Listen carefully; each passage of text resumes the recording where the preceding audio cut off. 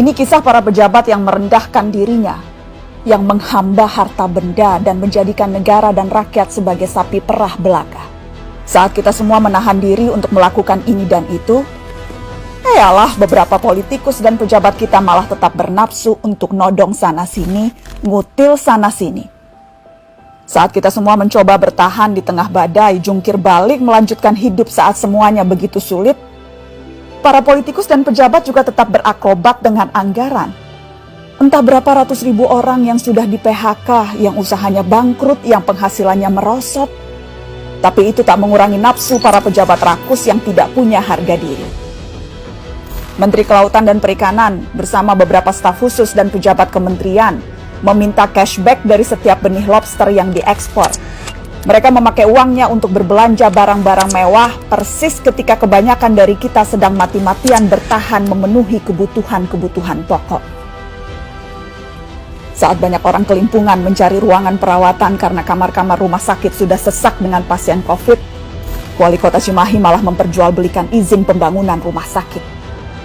Dan yang lebih gila lagi, para pejabat Kementerian Sosial berikut dengan menterinya sekaligus malah menodong para vendor dengan uang cashback. Mereka meminta Rp10.000 dari setiap paket bantuan sosial. Paket senilai Rp300.000 untuk meringankan beban hidup rakyat. Tega-teganya dipotong untuk dinikmati sendiri. Dan itu dilakukan oleh mereka yang disumpah untuk membantu rakyat bisa bernapas lebih mudah di tengah himpitan hidup.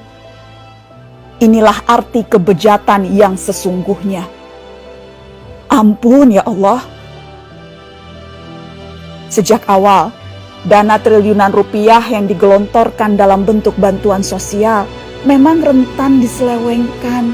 Sudah banyak yang memprediksi potensi ini. Mungkin memang kita tidak kaget, tapi bukan berarti kita harus maklum, bukan berarti kita tidak boleh marah. Kasus-kasus korupsi di tengah pandemi membuktikan kompas moral para politikus dan pejabat kita memang sedang berada di titik terendah. Bahkan pandemi yang membunuh banyak orang, menyengsarakan banyak orang, tak membuat para pelaku menahan diri dari hasrat memperkaya diri sendiri. Pandemi justru menjadi peluang untuk menggarong lebih banyak. Kegentingan dan kedaruratan justru jadi ruang baru untuk bertindak lebih brutal, lebih banal, lebih ugal-ugalan, dan lebih tidak tahu malu.